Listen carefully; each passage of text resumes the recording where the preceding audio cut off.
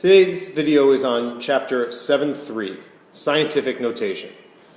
So the idea with scientific notation is it's a way for us to write large numbers or small numbers in a simpler way. And so if you think about this number, 201 million, the idea is that instead of having to write out all this, there's a faster way for me to do this. And so we'll talk about the shortcut, which is take the decimal, which is here, and I'm going to start jumping it until I get to a point where I just have a number in the ones place and everything else is after the decimal.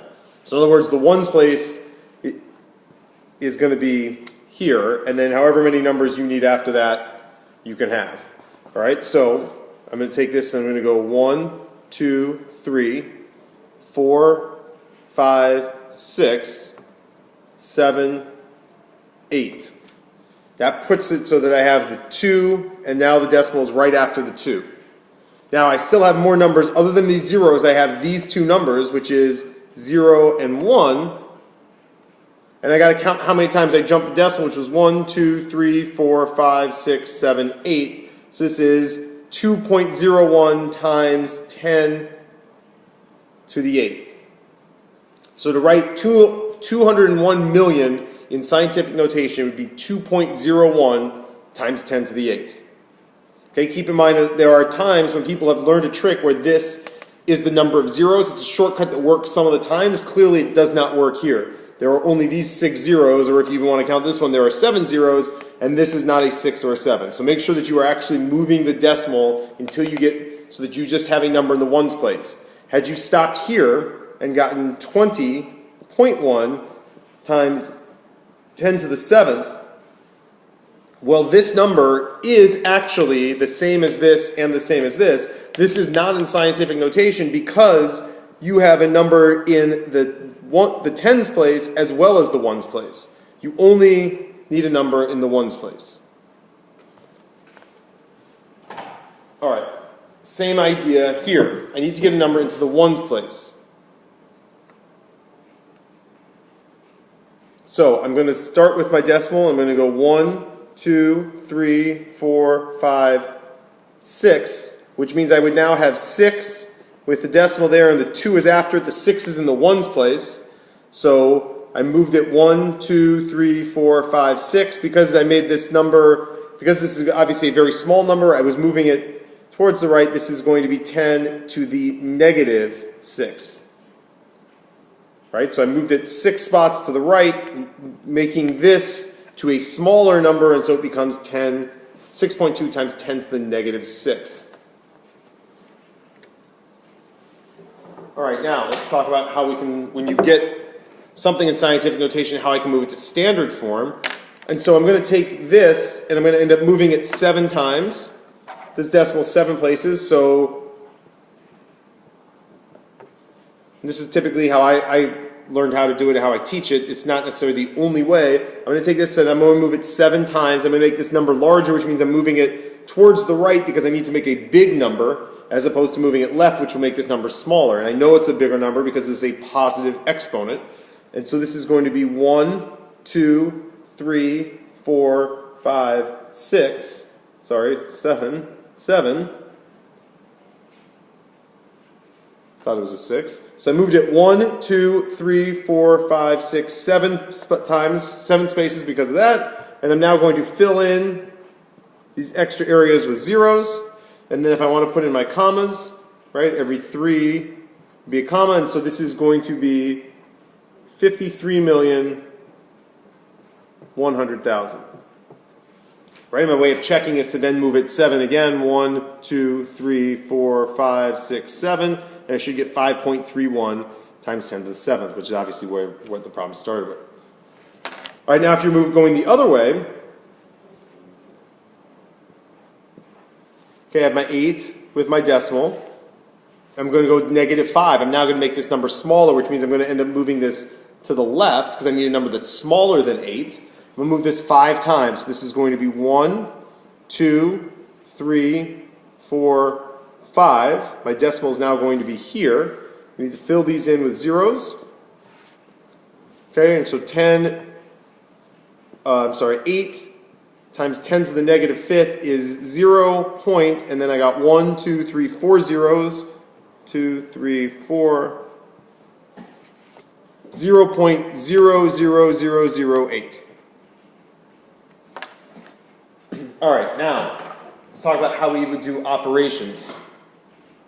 So multiplication with scientific notation. So one way is to change both of these. I would make this, right, I could change this to standard form, I could change this to standard form, and I could take a calculator, I can multiply them together. Instead, what I want to do is try to figure out if there's a way I can do it without doing that. So what I can write, because this is multiplication, and this is a multiplication problem, I can use the commutative property, which means this is 3.5 times 10 to the negative third times 7 times 10.5. So what I'm going to write is 3.5 times 7 times 10 to the negative third times 10 to the fifth. Right? And so all I did here was use the commutative property. I can now use the associative property to group together what it is that I want to group together. 3.5 times 7, that pen has died, is 24.5 times, and this is going to be, right, these both have a base of 10, so if you remember in our multiplying monomials, I know I can then add these exponents because they both have the same base, which is 10, so this becomes 10 to the second power. Now, I could then, this is now almost in scientific notation, so what I'm going to do is I'm going to rewrite this number in scientific notation, and that is, I have to move it one this way, so that becomes 2.45 times 10 to the negative 1 times 10 to the second, right? So this is basically that number, and I just move this down. And again, these now have the same base, so I can multiply. I'm sorry. I made a mistake on that, right?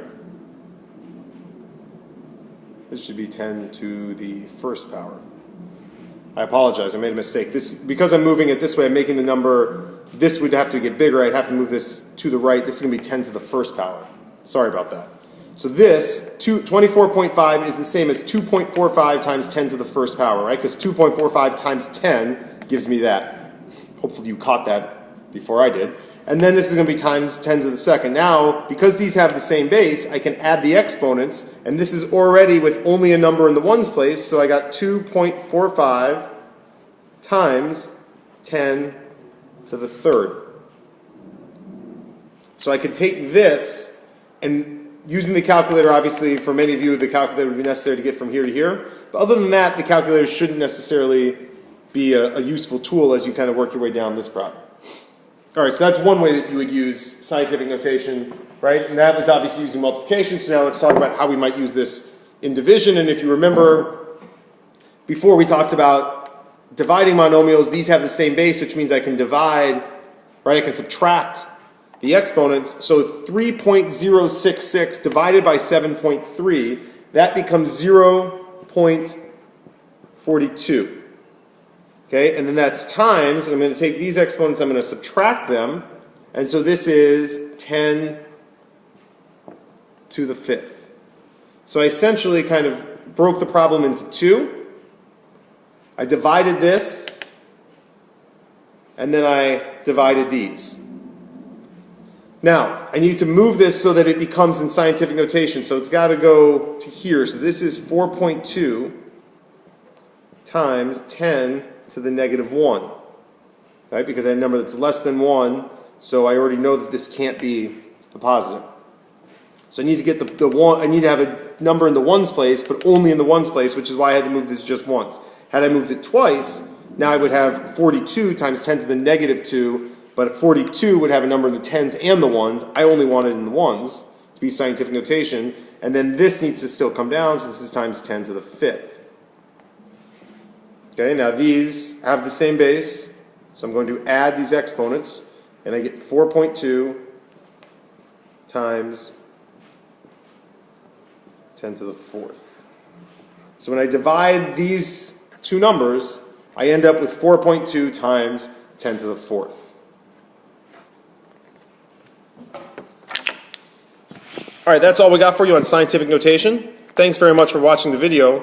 Don't forget to do the problems on the bottom of the page. I'll see you in class.